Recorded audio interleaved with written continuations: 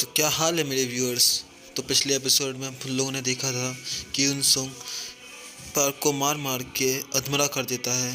लात खूह से वो अपने 10 साल की भड़ास पूरी पूरी उस पे निकाल रहा था। पार्क मार खाते हुए कहता है, ये क्या हो रहा है, ये इतना ताकतवर कब हो गया। यही सोचते सोचते वह परेशान हो ही रहा होता है कि उसी समय उसके दोस्त उसको बचाने के लिए आ जाते हैं। वह कहते हैं कि युनसुंग, सन ऑफ अ बिच, तू पागल हो गया है।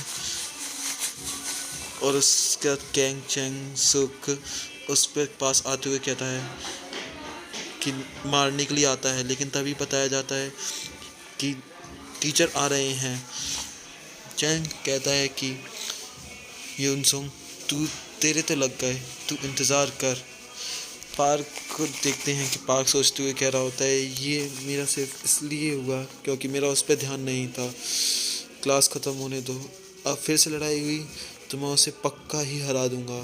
पास में बैठे बच्चे बात करते हुए कहते हैं, पार्क बहुत ही बुरी तरीके से पिट गया, अब उसका दबाव दबाव अब पूरी क्लास से स्कूल से हट जाएगा।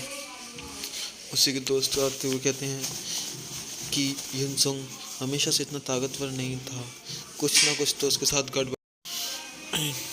पार्क के दोस्त घड़ी देखते हुए कहते हैं कि पीरियड कब ख़त्म होगा। उसी समय युन्स पीरियड बेल बज जाती है। युनसुंग उसके मुंह पे तेल लात मारता है। पार्क को सोचने का भी समय नहीं मिल पाता। युनसुंग उसके बाल पकड़ते हुए कहता है, तेरे तो लग गए, आ जा। पार्क के दोस्त आते हुए कहते हैं, उसे नहीं छोड़ेंगे। बाहर भीड़ लगी देख के वह जल्दी से उसको बचाने के लिए दौड़ते हैं। अंदर आते हुए देखते हैं कि पार्क की हालत उसने मार मार के अधमरी कर दी है। चैंग उसे देख के मारने के लिए दौड़ता है। युनसुंग सोचता है, मैंने कई बार सी कैलकुलेशन करी है, लेकिन चैंग मुझसे बहुत ही ज़्यादा ताकतवर है। मैं कुछ भी कर लूँ, लेकिन उसको हराना बहुत ही ज़्यादा मुश्किल है, क्योंकि वो पहले एक बॉक्सर भी रह चुका। युनसुंग सोचते हुए कहता है कि मुझे कुछ आउट ऑफ द बॉक्स करना पड़ेगा।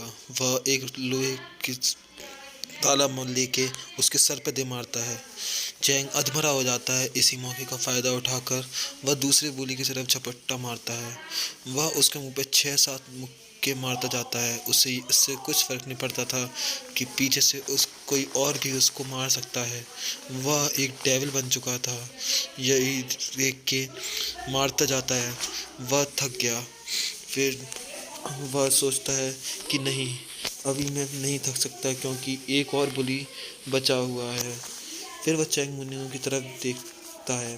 चैंग मुनिंग की इतनी बुरी तरीके से लग चुकी थी कि वह रिएक्ट भी नहीं कर पा रहा था। वो एकदम डर के खड़ा हो गया था। लेकिन युनसुंग की बुरी किस्मत की उसी समय टीचर आ गए और वह लड़ाई को रुकवा दिया। होमरूम टीचर के आने की वजह से युनसुंग वहीं पर रुक जाता है। चंग मिनिंग खुश होते हुए कहता है, अब तो तू गया। वहीं पर होमरूम टीचर आते हुए कहता है कि युनसुंग, इस समय मैंने ये सब कुछ देख लिया है, इसके लिए तुम्हें रस्टिकेट भी किया जा सकता है।